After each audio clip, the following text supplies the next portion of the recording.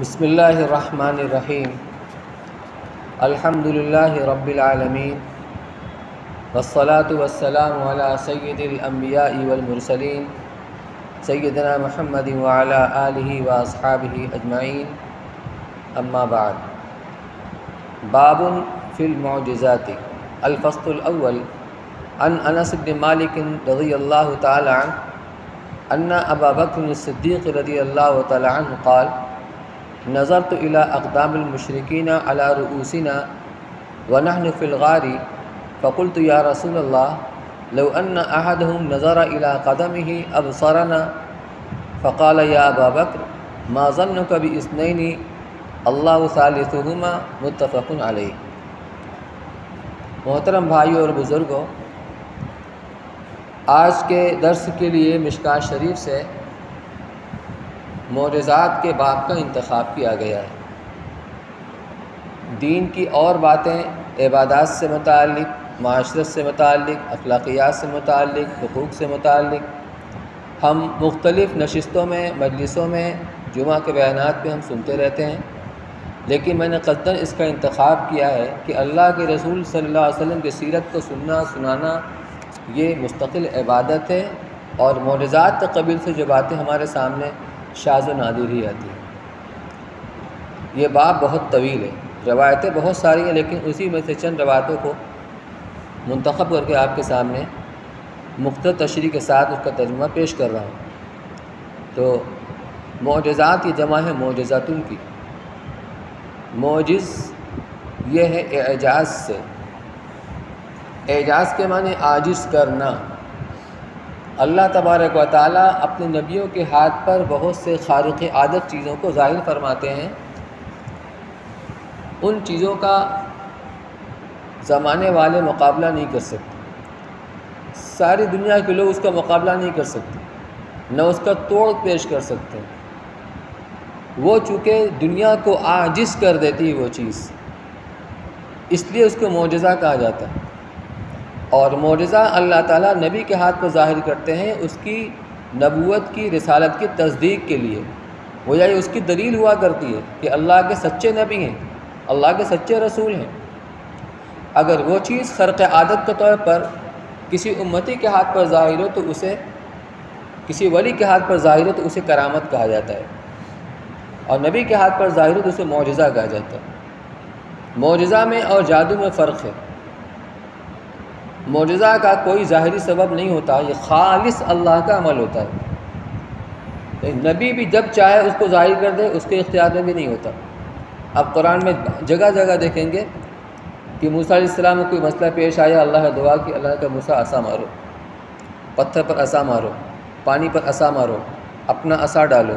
جب اللہ کا حکم ہوتا ہے اور موسیٰ علیہ السلام اپنے عصا کو ڈالتے ہیں تو معجزہ ظاہر ہوتا ہے۔ تو وہ معجزہ بھی نبی جب چاہے ظاہر کر دے، ایسا نہیں ہوتا، جب اللہ کا حکم ہوتا ہے تب معجزہ ان کے ہاتھ پر ظاہر ہوتا ہے، اور وہ معجزہ نبی کے ساتھ ساتھ دنیا سے ختم ہو جاتا ہے۔ موسیٰ علیہ السلام تشریف لے گئے، ان کا معجزہ بھی ختم ہو گیا۔ لیکن ہمارے نبی کو جو معجزہ ملا ہے قرآن، یہ زندہ معجزہ ہے کہ آپ کے زمانہ حیات میں بھی تھا، اور قیامت تک قرآن کا یہ چیلنج ہے، اگر تم اسے اللہ کا کلام تسلیم نہیں کرتے ہو تو تم بھی تو انسان ہو، تم بھی تو عرب ہو، تم بھی تو صاحب زبان ہو، اس جیسی کوئی صورت پیش کر دو، کوئی آیت پیش کر دو۔ آج تک دنیا نے اس چیلنج کو قبول نہیں کیا۔ یہ قرآن معجزہ ہے، چھوٹے چھوٹے بچوں کے سینے میں اللہ تعالیٰ اس کے محفوظ فرما دیتے ہیں۔ اتنا موٹا کلام پاک، ایک ایک حرف حافظ کے سینے میں اللہ محفوظ فرما دیتے ہیں، یہ معجزہ نہیں؟ ایک طرف سے حافظ قرآن پڑھتا چلا جاتا ہے، پڑھتا چلا جاتا ہے، یہ زندہ معجزہ ہے۔ پھر آپ کی حیات میں بہت سارے معجزے آپ کے ہاتھوں ظاہر ہوئے، اس باب کے اندر اسی کا بیان ہے۔ تو میں عرض کر رہا تھا کہ معجزہ میں اور جادو میں فرق کیا ہے؟ جادوگر اور شعبدہ باز بھی کچھ ایسی چیزیں دکھاتا ہے کہ عام لوگ اس سے عاجز ہوتے ہیں، تو فرق کیا ہوا؟ فرق یہی ہے کہ معجزہ کا کوئی ظاہری سبب نہیں ہوتا، وہ خالص وہ اللہ کا عمل ہوتا ہے، اللہ کا حکم ہوتا ہے۔ اور جادو کے اندر اس کا ایک ظاہری سبب ہوتا ہے، لیکن لوگوں کی نگاہوں سے مخفی ہوتا ہے، وہ عام لوگوں کی نگاہوں میں نہیں ہوتا۔ تو اس کا سبب ہوتا ہے لیکن عام لوگوں کی نگاہوں سے مخفی ہوتا ہے، وہ صرف جادوگر کے سامنے ہوتا ہے۔ تو جادوگر جتنے ایریا کے اندر وہ چاہتا ہے لوگوں کو نگاہوں کے اوپر ایک عمل کرتا ہے، تو لوگ وہی دیکھتے ہیں جو وہ دکھلانا چاہتا ہے، مسمرزم گویا کی۔ تو موسیٰ علیہ السلام کو جب فرعون کے جادوگروں کے مقابلے میں ان کو جب فکر ہوا تو اسی بات کا ہوا تھا، وہ جو 72,000 جادوگر تھے کم و بیش ایک بڑے میدان کے اندر، جب وہ اپنا جادو پیش کرنے کے لیے انہوں نے اپنی رسیاں اور لاٹھیاں زمین پر ڈالی، تو اب 72,000 دنی اس کا دورہ کر لیجئے، اب میدان میں چاروں طرف سانپ رینگ رہے ہیں۔ ایک عام آدمی کی کیا حالت ہوگی؟ نبی بھی تو انسانی ہوتے ہیں نا۔ یہ خوف طبیعی اور فطری ہوا کرتا ہے، یہ منصب نبوت کے خلاف نہیں، لیکن فَأَوْجَسَ فِي نَفْسِهِ خِیفَةً مُوسیٰ کہ موسیٰ علیہ السلام کے دل کے اندر خوف پیدا ہو گیا۔ وہ خوف اپنی جان کا نہیں تھا کہ میرا کیا بنے گا، خوف ان کو اسی بات کا تھا کہ جادوگروں نے بھی اپنا جادو جو پیش کیا ہے وہ سانپ ہے، اور میں جو اثر ڈالوں گا وہ بھی سانپ ہوگا، تو فرق کیسے ہوگا؟ یہ کون معجزہ ہے، کون جادو ہے؟ موسیٰ علیہ السلام کو خوف اس بات کا تھا، تو اللہ نے حکم دیا ڈرو مت، تم اپنے عصا کو ڈالو۔ اللہ تو اللہ ہے، جادو کا سانپ کبھی کسی کو نگل نہیں سکتا، یہ جادوگر جانتے تھے۔ اور یہ موسیٰ علیہ السلام نے اپنے عصا کو ڈالا اور اس نے ایک طرف سے نگلنا شروع کیا اور سارے سانپ کو نگل گیا۔ یہی دیکھ کے جادوگر ایمان لے آئے کہ یہ معجزہ ہے، یہ جادو نہیں ہے۔ اگر یہ معجزہ ہے تو موسیٰ علیہ السلام اللہ کے سچے نبی ہیں، اور ان سے مقابلہ کرنا اپنے آپ کو ہلاکت میں ڈالنا ہے۔ اس پہ فوراً مسلمان ہو گئے۔ پہلی روایت عن انس بن مالک رضی اللہ تعالیٰ، حضرت انس بن مالک رضی اللہ تعالیٰ عنہ روایت کرتے ہیں کہ ان ابا بکر صدیق رضی اللہ تعالیٰ عنہ قال، حضرت ابو بکر صدیق رضی اللہ تعالیٰ عنہ فرماتے ہیں نظرت الی اقدام المشرکین، کہ جب ہم لوگ غار میں داخل ہوئے چھپنے کے لیے تو ہم نے گویا اپنے سروں پر مشرکین کے پیروں کو دیکھ لیا، ہم ان کے پیروں کو دیکھ رہے تھے۔ فقلت یا رسول اللہ، یہ دیکھ کے میں نے عرض کیا اے اللہ کے رسول، لو ان احدهم نظر الی قدمہ، اگر ان میں سے کوئی ایک بھی صرف اپنے پیروں کی طرف بھی اگر دیکھے گا ابصرنا، تو وہ ہمیں دیکھ لے گا۔ قال یا ابا بکر، اس پر اللہ کے رسول صلی اللہ علیہ وسلم نے انتہائی اطمینان سے فرمایا ابو بکر، ما ظنک باثنین اللہ ثالثہما، ان دونوں کے بارے میں تمہارا کیا خیال ہے جن میں تیسرا اللہ ہو؟ یعنی ہم صرف دو نہیں ہیں، ہمارے ساتھ ایک تیسری ذات بھی ہے، وہ اللہ کی ذات ہے۔ تو اللہ اپنی معیت کے ساتھ، اللہ اپنی خصوصی نصرت اور مدد اور حفاظت کے ساتھ ہمارے ساتھ موجود ہے، ہم دو نہیں ہم تین ہیں، تیسرا اللہ ہے۔ تو تمہارا کیا خیال ہے؟ ہم پکڑ لیے جائیں گے، ہم گرفتار کر لیے جائیں گے؟ تو آپ نے ان کو تسلی دے دیا۔ دراصل یہ واقعہ ہے غار ثور کا، غار ثور جو مکہ مکرمہ سے حرم شریف سے تقریباً 3.5 کلومیٹر کے فاصلے پر واقع ہے، اور کافی اونچی پہاڑی ہے۔ آج بھی جو حجاج کرام جاتے ہیں تو غار حرا پر تو چڑھنے کی ہمت کر لیتے ہیں، لیکن غار ثور پر چڑھنے کی ہمت نہیں کر پاتے۔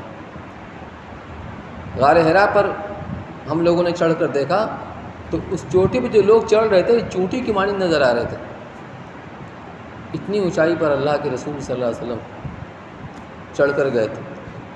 تو وہاں جو غار تھا وہ غار اس انداز کا تھا کہ اگر غار کے اندر بیٹھا ہوا آدمی اگر کوئی غار کے باہر چل رہا ہو تو اس کو دیکھ لے گا، تو کوئی جا رہا ہے، کوئی چل رہا ہے، کوئی آ رہا ہے، اور وہاں پر موجود آدمی اگر اپنے قدموں کی طرف دیکھے تو اس غار کے اندر بیٹھا ہوا آدمی نظر آ جائے۔ لیکن جب اللہ نے حفاظت کا فیصلہ فرما دیا تو اب کون آپ کو دیکھ سکتا تھا؟ بعض روایت سے معلوم ہوتا ہے کہ آپ نے اللہ تعالیٰ سے دعا فرمائی تھی کہ ان کو اندھا بنا دے، یہ ہمیں دیکھ نہ سکیں۔ اب اس کو بھی دیکھیے آپ کہ عرب کے اندر جو عراف ہوتے ہیں، عراف کسے کہتے ہیں؟ قیافہ شناس، نشان قدم کو دیکھ دیکھ کر وہ پہنچ جاتے ہیں پیچھا کرتے ہوئے۔ تو حضور اکرم صلی اللہ علیہ وسلم اپنے بستر پر سے اٹھے، حضرت علی رضی اللہ تعالیٰ عنہ کو فرمایا کہ تم یہیں پر آرام کرو، اور آپ حضرت ابوبکر صدیق رضی اللہ عنہ کے ساتھ نکل گئے۔ آپ کے دروازے پر مشرکین کے جو مختلف قبائل تھے، ان قبائل کے چیدہ چیدہ منتخب نوجوان ننگی تلوار لیے ہوئے کھڑے تھے کہ جیسے ہی آپ باہر آئیں گے آپ کا کام تمام کر دیں گے، لیکن اللہ نے آپ کی حفاظت فرمائی، کوئی آپ کو دیکھ نہیں سکا، اور پھر چڑھ کر آپ غار میں تشریف لے گئے۔ حضرت ابوبکر صدیق رضی اللہ تعالیٰ عنہ کا یا رسول اللہ آپ یہیں پر ذرا رک جائیے، میں ذرا اندر دیکھ کر جگہ کو ذرا سا ہموار کر لوں، یا اگر جگہ صاف نہیں اس کو صاف کر لوں تاکہ آرام کرنے کے قابل بن جائے۔ اندر گئے، سب ٹھیک ٹھاک کیا۔ اب غار تھا تو پہاڑ کے اندر ہوا کرتا ہے، تو مختلف سوراخ تھے، ان سوراخوں کو اپنی چادر کا کونا پھاڑ پھاڑ کر ان سوراخ کو پیک کیا، مبادا کوئی جانور، موذی جانور، سانپ وغیرہ کوئی نکل آئے، لیکن ایک سوراخ رہ گیا اور ان کی ساری چادر وہ پھاڑ پھاڑ کر سب کو پیک کر چکے تھے، اب کوئی ٹکڑا بچا نہیں تھا۔ تو اس پر انگوٹھا رکھ کر کے وہ بیٹھ گئے، کہ یا رسول اللہ تشریف لائیے۔ آپ غار میں تشریف لائے اور حضرت ابوبکر صدیق رضی اللہ عنہ کے ران پر آپ سر رکھ کر کے سو گئے۔ اتنے میں سوراخ سے کسی جانور نے حضرت صدیق اکبر رضی اللہ عنہ کو کاٹ لیا، سانپ تھا، اس نے ڈس لیا، جو اس کا زہر چڑھنا شروع کیا، اتنی تکلیف ہوئی کہ ہل نہیں سکتے تھے مارے ادب کے کہ اللہ کے رسول صلی اللہ علیہ وسلم کی آنکھ نہ کھل جائے، اور تکلیف کی وجہ سے آنسو نکل آئے۔ جب ان کا آنسو نکل کر اللہ کے رسول کی رخسار کے اوپر پڑا ہے، آپ اٹھ گئے، ابوبکر کیا بات ہے؟ وہ چہرہ بالکل ان کا پیلا ہو رہا تھا، کہ یا رسول اللہ کسی جانور نے کاٹ لیا ہے۔ تو آپ نے اپنا لعاب دہن لگایا اور بالکل ٹھیک ہو گیا۔ یہ اسی وقت کا واقعہ ہے۔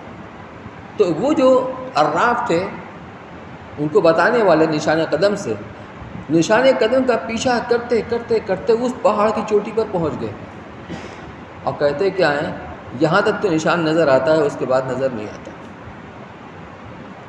وہیں پر کھڑے ہو کر بات چیت ہو رہی، اور بعض روایت سے معلوم ہوتا ہے کہ وہیں پر کبوتری نے انڈا بھی دے دیا تھا غار کے منہ پر، اور مکڑی نے جالا بھی تن دیا تھا۔ تو اللہ نے حفاظت فرمائی، یہ آپ کا معجزہ تھا، اس لیے اس روایت کو اس باب کے اندر ذکر کیا گیا ہے۔ دوسری روایت وعن البراء ابن عازب رضی اللہ تعالیٰ عنہ عن ابیہ انہ قال لابی بکر یا ابا بکر حدثنی کیف صنعتما حین سریت مع رسول اللہ صلی اللہ علیہ وسلم۔ یہی واقعہ ہے، یہ تو وہ واقعہ ہے کہ جب غار میں آپ تشریف لے گئے اور آپ چھپے ہوئے تھے، 3 دن چھپنے کے بعد اب آپ وہاں سے نکلے، اور نکل کر مدینہ منورہ کی طرف غیر معروف راستے سے آپ نے چلنا شروع کیا۔ تو حضرت ابوبکر صدیق رضی اللہ تعالیٰ عنہ نے اپنے غلام ابو فہرہ کو ایک ذمہ داری سونپی تھی، وہ 2 اونٹ لے کر کے اس موقع پر آ گئے، اور رات کے وقت میں آپ نے وہاں سے آپ نکلے۔ مکہ والوں نے 100 اونٹ کا انعام رکھا تھا دونوں حضرات کے اوپر، زندہ یا مردہ۔ اب عرب کے نوجوان اس لالچ کے اندر چاروں طرف بھاگے پھر رہے ہیں، تلاش کر رہے ہیں، ادھر ادھر ادھر ادھر، خطرہ چاروں طرف منڈلا رہا ہے۔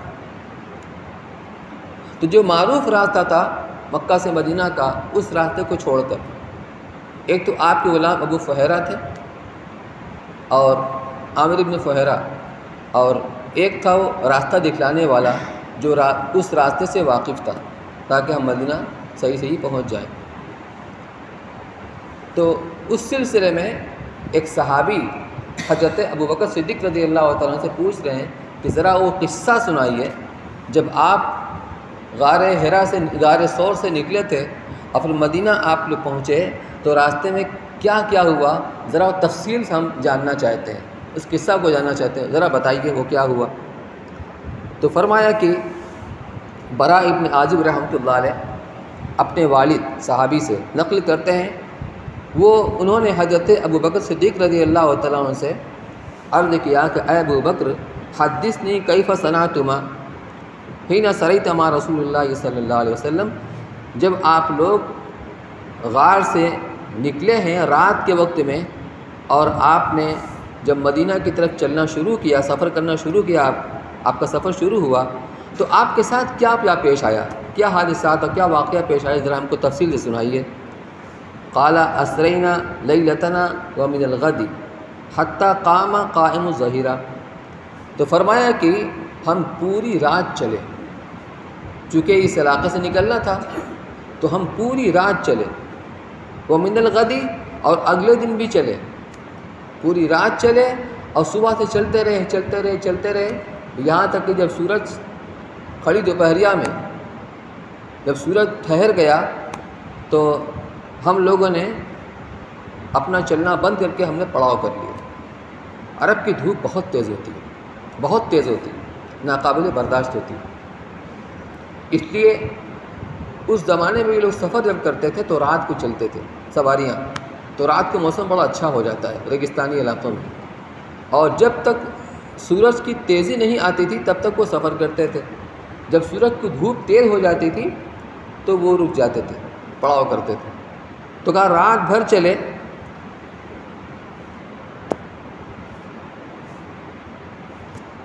ریکارڈ ہو رہا ہے،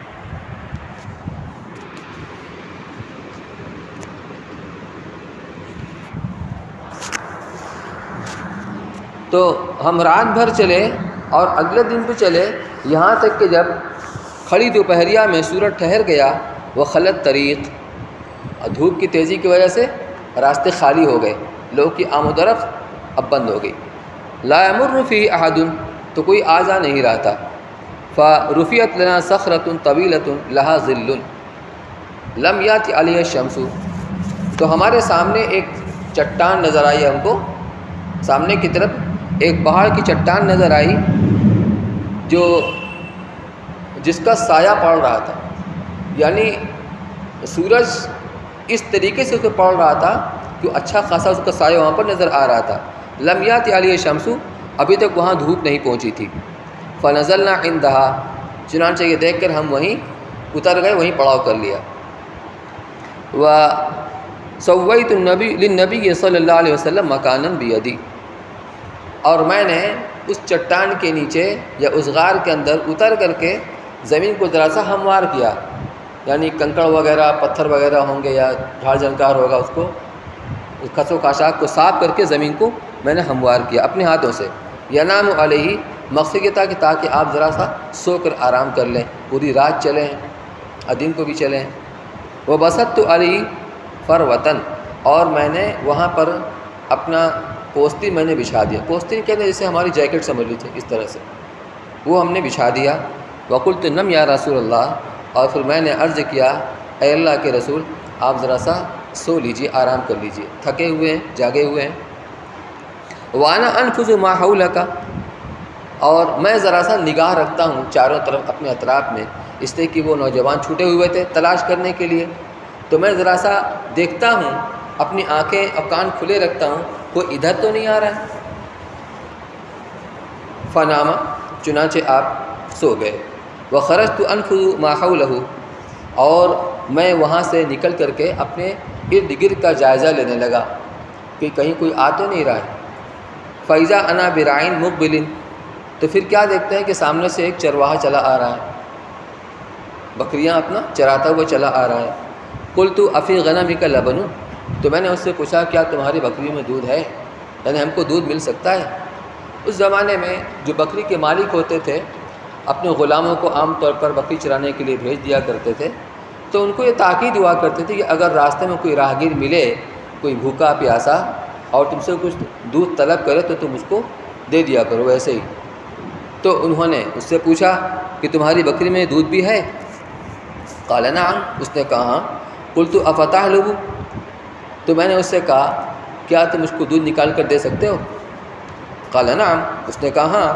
فاخذ شاة، اس نے ایک بکری کو لیا، فحلب فی قاب، فی قاب کثبۃ من لبن، اس نے ایک لکڑی کے پیالے میں دودھ دہا، ومعی اداوۃ حملت علی النبی صلی اللہ علیہ وسلم، اور میرے ساتھ ایک چھاگل تھی جس کو میں نے اپنے ساتھ لے رکھا تھا، مقصد کہ اللہ کے رسول صلی اللہ علیہ وسلم کی ضرورت کے لیے آپ کو پانی پینا ہو، وضو کرنا ہو، اس مقصد کی خاطر میں نے اس کو اپنے ساتھ لے رکھا تھا۔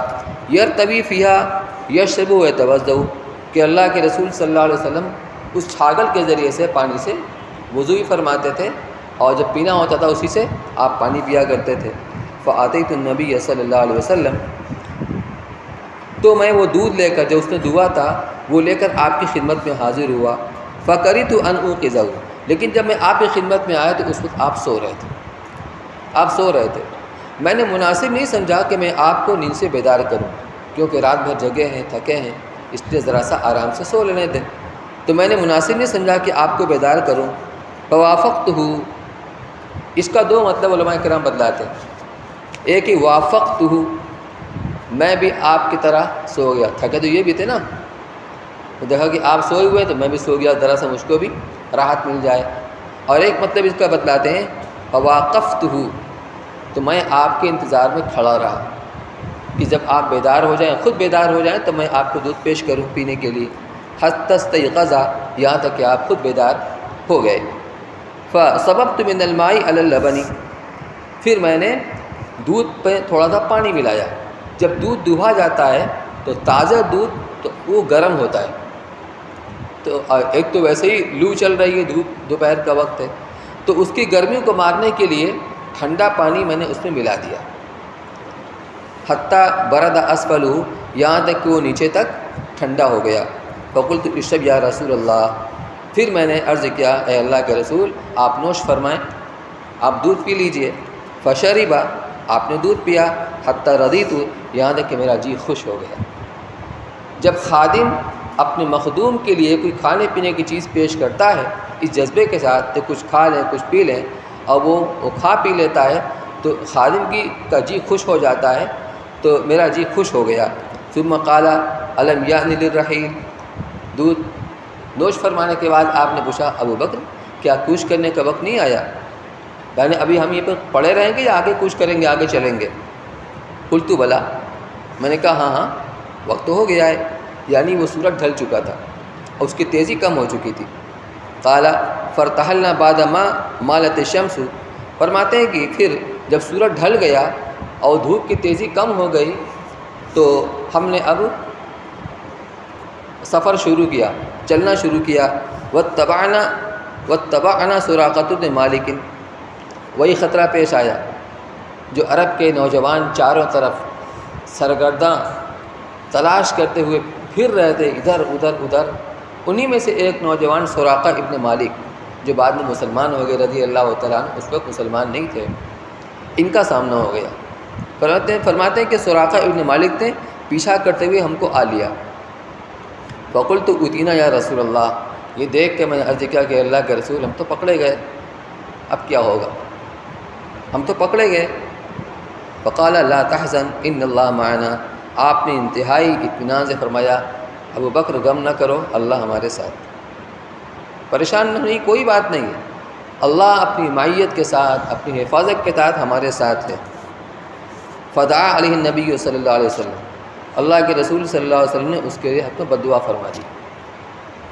فرتمتت به فرسہ الی بطنہا فی جلد من الارض، حالانکہ زمین بہت سخت تھی، پہاڑ کے اطراف میں زمین ویسے ہی ہوتی ہے نا، پتھریلی زمین ہوتی ہے، زمین بہت سخت تھی، بظاہر اس کا امکان نہیں تھا، لیکن آپ کی بد دعا کا اثر یہ ہوا کہ وہ اپنے گھوڑے سمیت، یعنی اس کا گھوڑا پیڑ تک زمین میں دھس گیا، اس کا چاروں پیر دھس گیا، اس کا پیٹ زمین سے سٹ گیا، حالانکہ زمین بہت سخت تھی، پتھریلی زمین تھی۔ یہ آپ کے بد دعا کا اثر ہوا، وہ سمجھ گیا کہ آپ نے بد دعا کی، اس نے لجاجت سے درخواست کی کہ آپ میرے لیے دعا فرما دیں، اب میں عہد کرتا ہوں آپ کا پیچھا نہیں کروں گا۔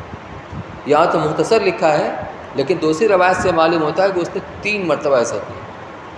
تو جب اس کا گھوڑا دھس گیا زمین میں تو اس نے بہت ہی لجاجت سے درخواست کی کہ آپ دعا فرما دیجئے، میں آپ کا پیچھا نہیں کروں گا۔ آپ نے دعا فرما دی، اس کا گھوڑا نکل گیا، پھر نیت خراب ہوئی، 100 اونٹ معمولی ہے، 100 اونٹ ملنے والا ہے، نیت خراب ہوئی، پھر پیچھا کرنا، آگے بڑھنا شروع کیا، آپ نے پھر بد دعا فرمائی، پھر اس کا پیر دھس گیا اسی طریقے سے اور پیٹ تک زمین کے قریب سٹ گیا زمین سے۔ اب پھر اس نے اسی طرح درخواست کی کہ اچھا اس مرتبہ آپ دعا فرما دیجئے، میں آپ کا پیچھا نہیں کروں گا۔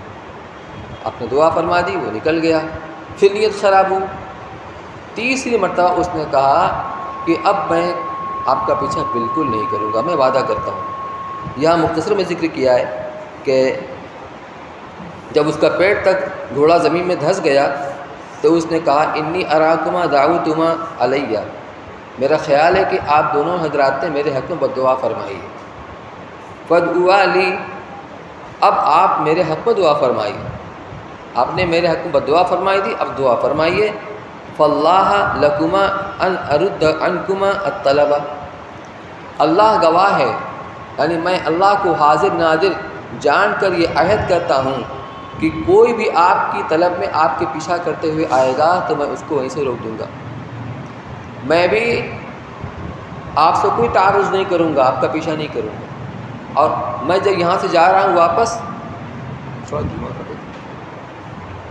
تو جو لوگ بھی آپ کو تلاش کرتے ہوئے آئیں گے تو میں ان کو بھی روک دوں گا، یہ اس نے وعدہ کیا۔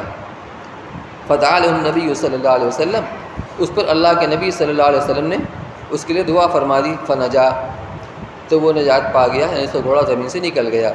فجعل لا يلقى احد الا قال كفيت ما ها هنا، اب جب وہ واپس لوٹا تو جتنے نوجوان آ رہے تھے پیچھا کرنے کے لیے، تلاش کرنے کے لیے، سب سے اس نے کہا کہ تمہیں آگے جانے کی ضرورت نہیں ہے، آگے بڑھنے کی زحمت مت کرو، گوارا کرو، اس لیے کہ میں دیکھ آیا ہوں، دور دور تک کوئی نہیں ہے، دور دور تک کوئی نہیں ہے، ما ہا ہونا، کوئی نہیں ہے دور دور تک، فلا یلقى احدا الا ردہ، تو جو بھی ملتا آتا ہوا یہ اس کو واپس کر دیتا، یہ آپ کا معجزہ تھا۔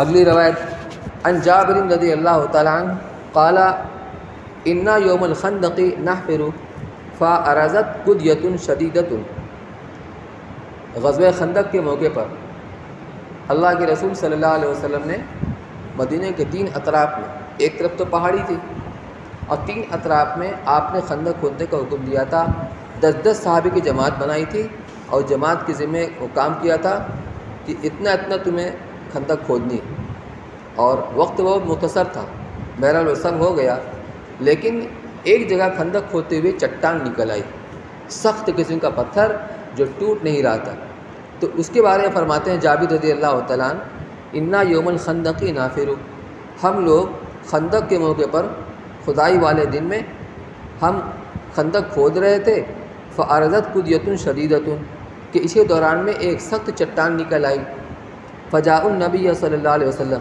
اگر ٹوٹ نہیں رہی تھی تو وہ لوگ اللہ کے رسول صلی اللہ علیہ وسلم کی خدمت میں آئے، فقالوا هذه قدیۃ ارزت فی الخندق، اور جا کر قصہ سنائے کہ اللہ کے رسول ایک سخت چٹان اس میں نکل آئی ہے خندق کے اندر اور وہ ٹوٹ نہیں رہی ہے، فقال انا نازل، اس پر آپ نے فرمایا کہ چلو میں آ رہا ہوں، چلو میں آتا ہوں، ثم قام وبطنه معصوب بحجر، پھر آپ اٹھ کھڑے ہوئے چلنے کے لیے، میری آنکھوں نے دیکھا کہ آپ کے پیٹ کے اوپر بھوک کی وجہ سے پتھر بندھ رہا تھا، کھانے کی کوئی چیز نہیں ملی، عرب اس لیے پتھر باندھتے تھے کہ پتھر میں ٹھنڈک ہوتی ہے اور بھوک کی وجہ سے اندر معدہ جب چلتا رہتا ہے تو وہ گرم ہو جاتا ہے، تو اس بھوک کی گرمی کو دور کرنے کے لیے پتھر باندھ لیتے ہیں، اس کے علاوہ یہ مقصد بھی ہوتا ہے کہ جب کھانا نہیں ملتا تو کمر جھک جاتی ہے تو کمر بھی سیدھی رہے، تو میں نے اپنی آنکھوں سے دیکھا کہ آپ کے پیٹ کے اوپر بھوک کی وجہ سے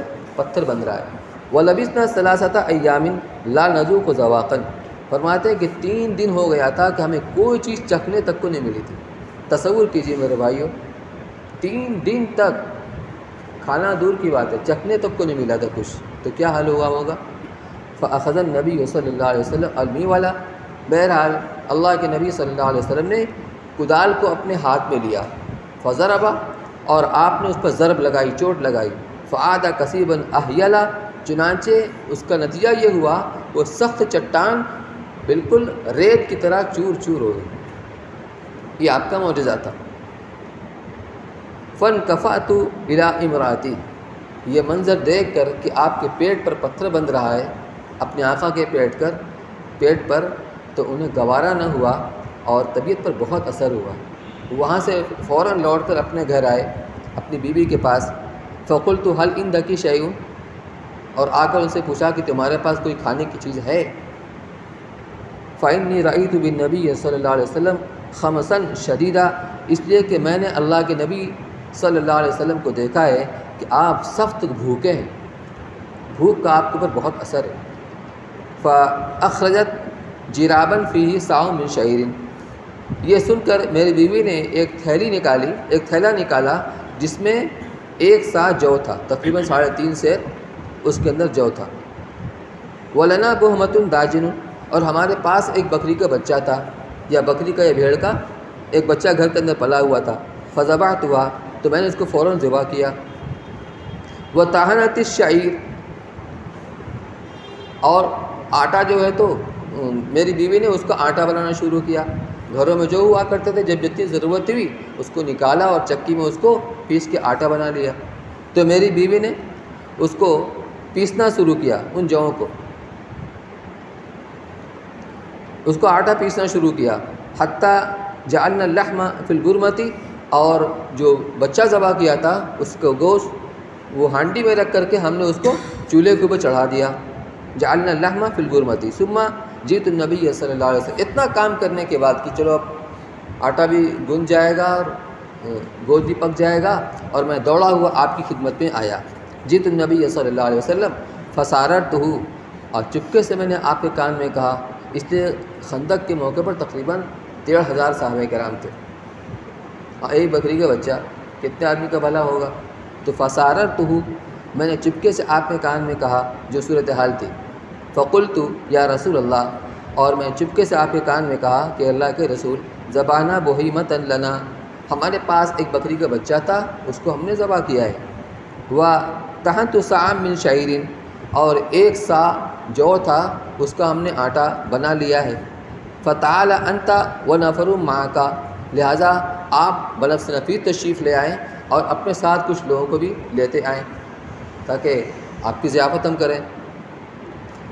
فصاح النبی صلی اللہ علیہ وسلم یا اہل الخندق ان جابرا صنع سورا فحی حلا بکم، انہوں نے چپکے سے کہا تھا کسی کے کان میں نہ پڑے، کوئی سن نہ لے، یہ کھانا تھوڑا سا ہے، اور یہ اللہ کے رسول صلی اللہ علیہ وسلم نے زوردار آواز سے، اے خندق والو سنو، جابر نے تمہارے واسطے دعوت کی ہے، تمہارے واسطے انہوں نے دعوت کا انتظام کیا ہے۔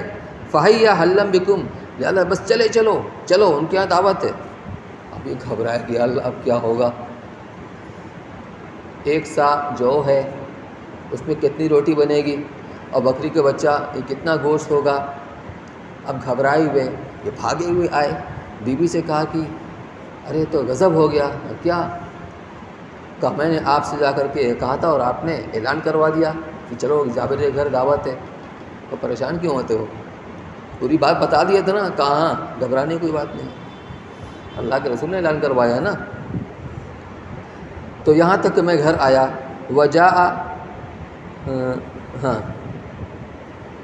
فقال رسول اللہ صلی اللہ علیہ وسلم، تو اللہ کے رسول صلی اللہ علیہ وسلم نے فرمایا، لا تنزلن برمتکم، دیکھو ایک بات کا خیال رکھنا، جو ہانڈی چولہے پہ چڑھی ہوئی اس کو بھی اتارنا مت، جب تک میں نہ آ جاؤں ہانڈی کو پکتے رہنے دینا، اس کو اتارنا مت۔ ولا تخبزن عجینکم، اور جو آٹا گوندھا ہوا ہے ابھی پکانا شروع مت کرنا، میرا انتظار کرو، جب میں آ جاؤں گا اس کے بعد جو کرنا ہوگا کرنا۔ حتیٰ اجیہ، یہاں تک کہ میں پہنچ جاؤں۔ وجاء، پھر آپ تشریف لے آئے۔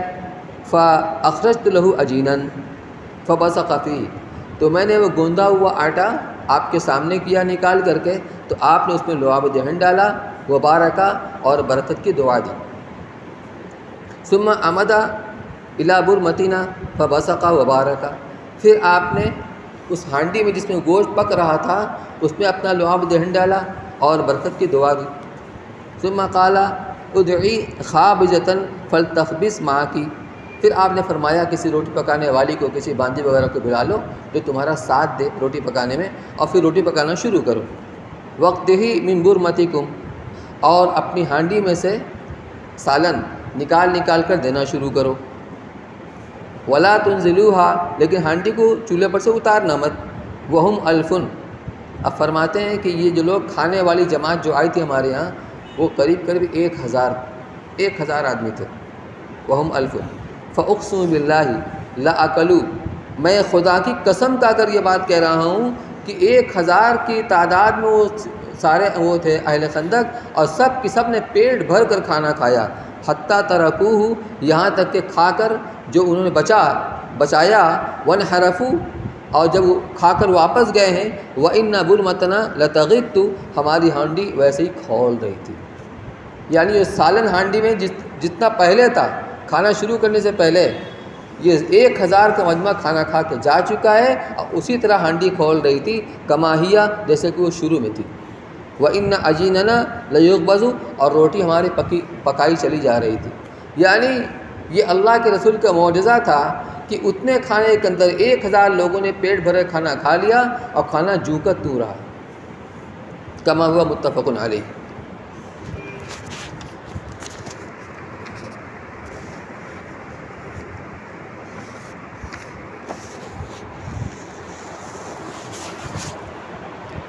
وعن جابر رضی اللہ تعالیٰ عنہ قال توفی ابی وعلیہ دین، یہ جابر رضی اللہ تعالیٰ عنہ کا حضور اکرم صلی اللہ علیہ وسلم سے بہت خاص تعلق تھا۔ یہ نوعمر تھے، نوجوان تھے، ان کی 9 بہنیں تھیں غالباً۔ ان کے والد غزوہ احد کے اندر شہید ہو گئے تھے، تو جس دن شہید ہوئے اس سے ایک دن پہلے انہوں نے ان کو کچھ وصیت کی تھی کہ بیٹا دیکھو، مجھے اپنے قرض کا فکر ہے کہ اس کا کیا بنے گا، تو ایک تو میرا قرضہ ادا کر دینا۔ اور عموماً اس زمانے میں جو قرضہ لیا جاتا تھا یہودیوں سے، جو ساہوکار و بنیاں ہوتے تھے، اور یہودی کی فطرت کیسی ہوتی ہے جانتے ہی ہیں، اور 9 بہنیں ہیں کا ان کا خیال رکھنا۔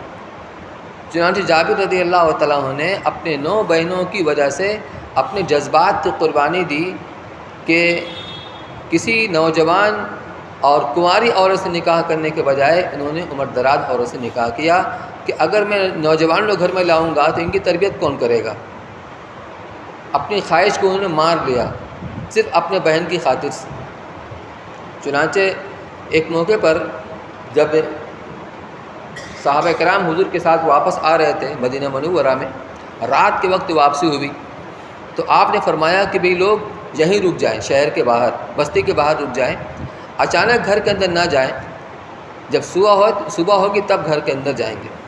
تو جابر رضی اللہ تعالیٰ عنہ آئے خدمت میں کہ یا رسول اللہ، مجھ کو آپ اجازت دے دیجیے گھر جانے کی۔ کیوں؟ کمائے نکاح کیا ہے۔ کہا اچھا۔ اب غور کیجئے، اتنا تعلق ہے، ہر معاملے میں مشورہ کرتے ہیں، لیکن نکاح کیا اور آپ کو پتہ نہیں۔ اتنا سادہ نکاح ہوتا تھا۔ نکاح کیا، اچھا تو کس سے کیا ہے؟ کنواری سے کہ عمر دراز سے؟ کہ عمر دراز سے۔ کیوں کنواری سے کیوں نہیں کیا؟ تو وہی بتایا کہ میری اتنی بہنیں ہیں۔ تو بہرحال تو اسی سلسلے میں فرمایا کہ توفی ابی وعلیہ دین، میرے والد کا انتقال ہو چکا تھا اور وہ مقروض تھے۔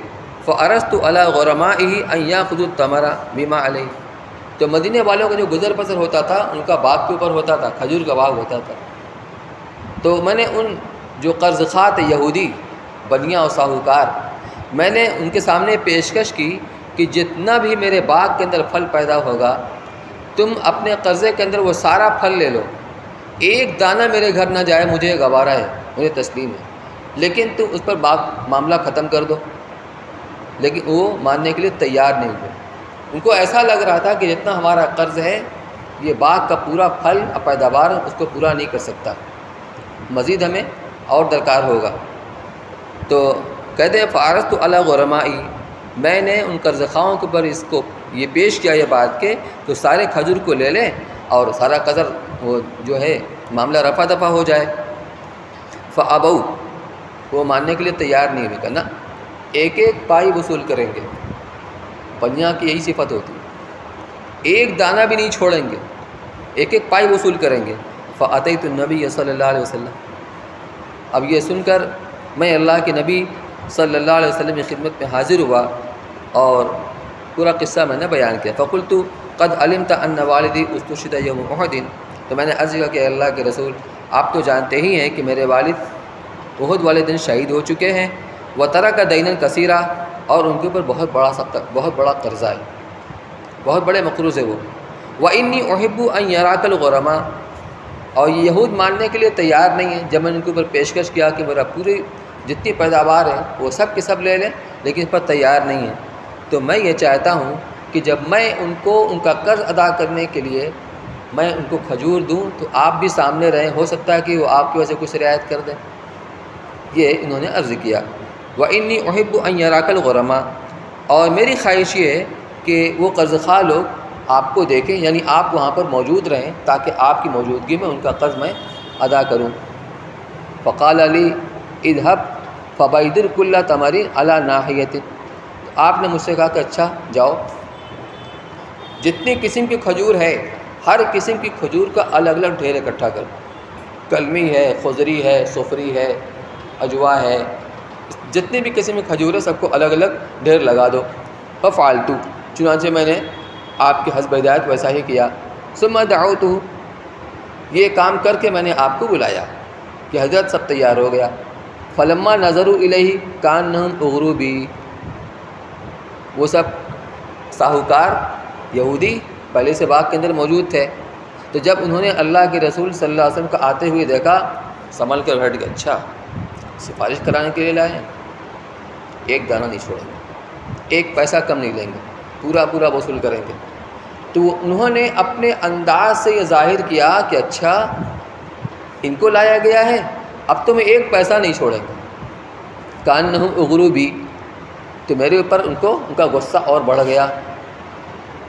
تلک الساعہ، اس وقت میں، فلما رأى ما یصنعون، جب اللہ کے رسول صلی اللہ علیہ وسلم نے ان کا رویہ دیکھا، طاف حول اعظمھا بیدرا، تو جو سب سے بڑا ڈھیر تھا کھجور کا جس قسم کا، اس ڈھیر کے اوپر آپ پہنچے اور اس کا کئی چکر لگایا، 2-3 چکر لگایا، کچھ پڑھا آپ نے، کچھ دعا پڑھی، 3 مرات، 3 مرتبہ آپ نے اس کا چکر لگایا۔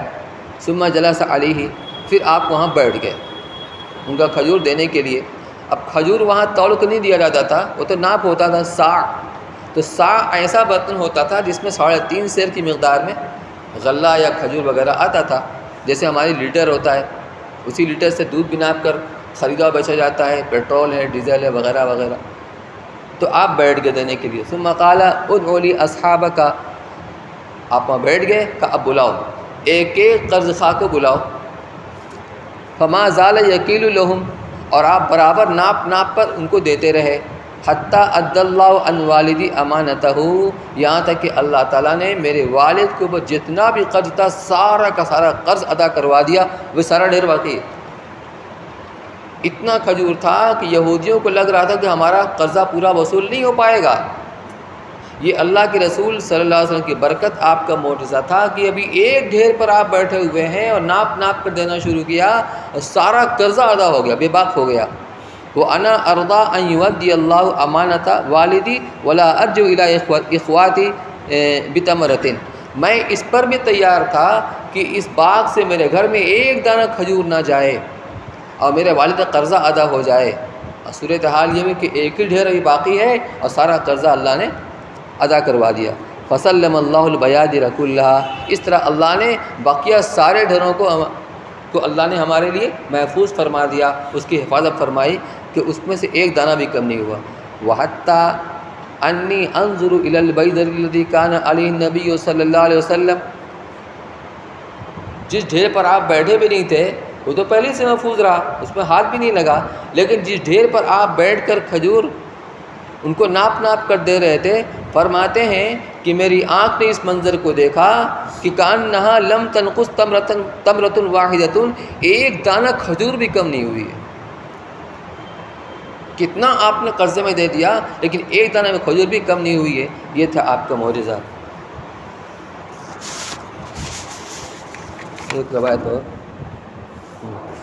عن انس رضی اللہ تعالی عنہ قال کان النبی صلی اللہ علیہ وسلم عروسا بزینب، حضور صلی اللہ علیہ وسلم نے متعدد نکاح کیے ہیں، آپ کی 11 بیویاں تھیں، لیکن زینب رضی اللہ تعالیٰ عنہ سے جو نکاح ہوا ہے یہ ان کا نکاح آسمان پر اللہ نے کرایا۔ فلما قضا زید منہا وطرا زوجنا، کہا جب زید نے اپنی حاجت پوری کر لی تو ہم نے آپ کو ان سے نکاح کر دیا۔ تو اس خوشی میں آپ نے گوشت روٹی کی دعوت کی تھی اور سارے مدینے والوں کو کھلایا تھا۔ اسی موقع کی بات ہے کہ انس رضی اللہ تعالیٰ عنہ روایت کرتے ہیں قال کان النبی صلی اللہ علیہ وسلم عروسا بزینب، کہ حضور صلی اللہ علیہ وسلم کہ جب نکاح ہوا تھا زینب رضی اللہ تعالیٰ عنہ سے، اور آپ نے شب عروسی بسر کی، شادی کی پہلی رات، فعمدت ام سلیم الی تمر و سمن و عقیط، تو میری والدہ ام سلیم رضی اللہ تعالیٰ عنہ، یہ انس رضی اللہ تعالیٰ کی والدہ ہیں اور نسبی رشتے سے حضور صلی اللہ علیہ وسلم کی بہن پھوپھی ہوا کرتی ہیں۔ تو انہوں نے اس کے اہتمام میں، شب عروسی کے اہتمام میں انہوں نے چھوارا یا کھجور اور گھی اور پنیر اس کو ملا کر ملیدہ سا بنایا، سب ملا کر کے ملیدہ بنایا۔ فصنعت حیثن، اس کا ملیدہ سا بنایا، فجعلته فی طورن، اور اس کو ایک پیالے میں رکھ دیا۔ فقالت یا انس اذهب بهذا الى رسول اللہ صلی اللہ علیہ وسلم، انس جاؤ اللہ کے رسول صلی اللہ علیہ وسلم کی خدمت میں اسے لے جاؤ۔ فقل بعثت بهذا الیک امی وهي تقرئ السلام وتقول ان هذا لك منا قلیل یا رسول اللہ، اور جا کر کہنا کہ اللہ کے رسول یہ ایک حقیر ہدیہ میری والدہ نے آپ کی خدمت میں پیش کیا ہے اور آپ کو سلام عرض کیا ہے۔ فذهبت، چنانچہ اپنی والدہ کے کہنے کے مطابق میں اس کو لے کر آپ کی خدمت میں حاضر ہوا۔ فقلت، اور جو انہوں نے مجھ سے پیغام دیا تھا وہ میں نے آپ سے کہا کہ ایک معمولی حقیر ہدیہ ہے، اگر آپ قبول فرما لیں تو آپ کا احسان ہوگا، اور آپ کو سلام عرض کیا ہے۔ فقال ضعه، آپ نے فرمایا اچھا اس کو رکھ دو۔ ثم قال اذهب فادع لي فلانا وفلانا وفلانا رجالا سماهم وادع لي من لقيت فدعوت من سما ومن لقيت، آپ نے فرمایا کہ جاؤ فلاں فلاں فلاں فلاں، آپ نے نام لے لے کر کہا کہ فلاں کو بلاؤ فلاں کو بلاؤ فلاں، سب کو دعوت دے کر بلا لو، اور یہ بھی کہا راستے میں جو بھی ملے اس کو بھی دعوت دے دینا، سب کی دعوت ہے۔ اور کھانا کتنا ہے؟ ملیدہ ایک پیالہ میں، فلاں فلاں کو بلا لو اور جو بھی تمہیں ملتا جائے سب کو دعوت دیتے چلے جانا۔ فرجعت، جب میں فلاں فلاں کو بلا کر اور جتنے لوگ ملے سب کو دعوت دے کر جب میں لوٹ کر گھر آیا، فإذا البیت غاص بأہلہ، گھر کھچا کھچ بھرا ہوا تھا۔ قیل لانس عددکم کم، تو اس پر انس رضی اللہ تعالیٰ عنہ کے شاگرد نے پوچھا کہ حضرت یہ بتائیے اس وقت آپ کی تعداد کتنی رہی ہوگی؟ قال زحاء 300، فرمایا قریب قریب 300 کے قریب لوگ تھے۔ فرأیت النبی صلی اللہ علیہ وسلم وضع یدہ علی تلک الحیثہ، میں نے دیکھا کہ اللہ کے نبی صلی اللہ علیہ وسلم نے اپنا ہاتھ مبارک اس مالیدے کے اوپر رکھا، وتکلم بما شاء اللہ، اور جو اللہ کو منظور ہوا آپ نے کچھ پڑھا، پڑھ کر کے آپ نے برکت کی دعا دی۔ ثم جعل یدعو عشرۃ عشرۃ، پھر آپ نے 10 آدمی کی جماعت کو بلایا کہ بھئی 10 آدمی آتے جائیں اور کھاتے جائیں، آتے جائیں کھاتے جائیں۔ جعل یدعو عشرۃ عشرۃ یاکلون منہ، کہ 10 آدمی کی جماعت آتی اور اس مالیدے کو کھاتی۔ ویقول لہ اذکر اسم اللہ ولیأکل کل رجل مما یلیہ، اور آپ ان کو تاکید کرتے جاتے تھے بھئی دیکھو ہر آدمی اللہ کا نام لے کر شروع کرے، بسم اللہ پڑھ کر کے کھائے اور اپنے سامنے سے کھائے۔ قال فآکلوا، حضرت انس رضی اللہ عنہ فرماتے ہیں کہ پھر سب نے کھایا، حتیٰ شبعوا، پیٹ بھر کر سب نے کھایا اس مالیدہ کو۔ فخرجت طائفۃ ودخلت طائفۃ، تو صورتحال یہ ہوئی کہ ایک جماعت آتی تھی کھانے کے لیے اور باہر جاتی تھی، پھر دوسری جماعت آتی تھی کھانے کے لیے، حتیٰ اکلوا کلہم، یہاں تک کہ سب کے سبوں نے کھا لیا۔ قال لی یا انس ارفع، جب سب نے کھا لیا کہ انس لے جاؤ، جو لے کر کے آئے تھے لے جاؤ، ہمارے اللہ نے ہم کو کھلا دیا، ارفع لے جاؤ۔ فرفعت، میں نے اس کو اٹھا لیا۔ فما ادری حین وضعت کان اکثر ام حین رفعت، فرماتے ہیں کہ میں فیصلہ نہیں کر سکتا جب میں لایا تھا اس وقت زیادہ تھا کہ اب زیادہ ہے۔ یہ تھی برکتیں اور اللہ کے رسول صلی اللہ علیہ وسلم کا معجزہ۔ تو اس لیے میں نے سوچا کہ بھئی اس کو بھی سننا چاہیے۔ بس وقت زیادہ ہو جائے گا، دعا کریں۔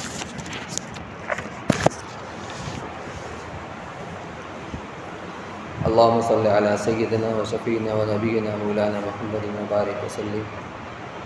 يا رب صل وسلم دائما ابدا على حبيبك خير الخلق كلهم۔ اللهم انا نسألك رضاك والجنة ونعوذ بك من غضبك وسخطك والنار۔ اللهم انك عفو كريم رحيم تحب العفو فاعف عنا يا كريم۔ اللهم اقسم لنا من خشيتك ما تحول به بيننا وبين معصيك، ومن طاعتك ما تبلغنا به جنتك، ومن اليقين ما تهون به علينا مصائب الدنيا، ومتعنا بأسماعنا وأبصارنا وقوتنا ما أحييتنا، واجعله الوارث منا، واجعل ثأرنا على من ظلمنا، وانصرنا على من عادانا، ولا تجعل مصيبتنا في ديننا، ولا تجعل الدنيا أكبر همنا ولا مبلغ علمنا، ولا تسلط علينا من لا يخافك فينا ولا يرحمنا۔ اللهم زدنا ولا تنقصنا، وأكرمنا ولا تهنا، وعاتنا ولا تحرمنا، وآثرنا ولا تؤثر علينا، وعدنا عنك وارض عنا۔ اللهم احينا اذا كانت الحياة خيرا لنا، وتوفنا اذا كانت الوفاة خيرا لنا، واجعل الحياة زيادة لنا لكل خير، واجعل الموت راحة لنا من كل شر۔ اللهم ان قلوبنا ونواسينا وجوارحنا بيدك، لم تملكنا منا شيئا، فاذا فعلت ذلك بنا فكن انت ولينا، واهدنا الى سواء السبيل۔ اللهم انا نسألك الهدى والتقى والعفاف والغنى۔ رب آت نفوسنا تقواها وزكها أنت خير من زكاها، أنت وليها ومولاها۔ اللهم إنك تعلم سري وعلانيتي، ولا يخفى عليك شيء من أمري، وأنا البائس الفقير المستغيث المستجير الوجل المشفق المقر المعترف بذنبي، أسألك مسألة المسكين، وأبتهل إليك ابتهال المذنب الذليل، وأعدك دعاء الخائف الضرير، ودعاء من خزت لك رقبته، وفادت لك عبرته، وذل لك جسمه، ورغم لك أنفه۔ اللهم لا تجعلنا بدعائك شقيا، وكن لنا رؤوفا رحيما، يا خير المسؤولين، يا صريخ المستصرخين، ومنتهى العائدين، والمفرج عن المكروبين، والمرفه عن المغمومين، يا مجيب دعاء المضطرين، يا كاشف الكرب، يا إله العالمين، منزول بك كل هذا۔ اللهم إنا نسألك إيمانا كاملا، ويقينا صادقا، وقلبا خاشعا، ولسانا ذاكرا، وتوبة نصوحا، وتجارة لن تبور، وتوبة قبل الموت، وراحة عند الموت، ورحمة ومغفرة بعد الموت، والعفو عند الحساب، والفوز بالجنة، والنجاة من النار۔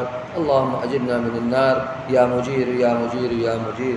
اللهم اهدنا فيمن هديت، وعافنا فيمن عافيت، وتولنا فيمن توليت، وبارك لنا فيما أعطيت، وقنا واصرف عنا شر ما قضيت، فإنك تقضي ولا يقضى عليك، إنه لا يذل من واليت ولا يعز من عاديت، تباركت ربنا وتعاليت، نستغفرك ونتوب إليك۔ اللهم اغفر لنا وللمؤمنين والمؤمنات، والمسلمين والمسلمات، الأحياء منهم والأموات، إنك سميع قريب مجيب الدعوات۔ اللهم ألف بين قلوبهم، وأصلح ذات بينهم، وانصرهم على عدوك وعدوهم۔ اللهم لعن الكفرة الذين يصدون عن سبيلك، ويكذبون رسلك، ويقاتلون أولياءك۔ اللهم خالف بين كلمتهم، وزلزل أقدامهم، وشتت شملهم، ومزق جمعهم، ودمر ديارهم، وأهلك أموالهم، وخذهم أخذ عزيز مقتدر۔ اللهم إنا نجعلك في نحورهم، ونعوذ بك من شرورهم۔ ربنا لا تؤاخذنا إن نسينا أو أخطأنا، ربنا ولا تحمل علينا إصرا كما حملت على الذين من قبلنا، ربنا ولا تحملنا ما لا طاقة لنا به، واعف عنا واغفر لنا وارحمنا، أنت مولانا فانصرنا على القوم الكافرين۔ ربنا تقبل منا إنك أنت السميع العليم، وتب علينا إنك أنت التواب الرحيم، وصلى الله تعالى على خير خلقه سيدنا محمد وعلى آله وصحبه أجمعين برحمتك يا رب۔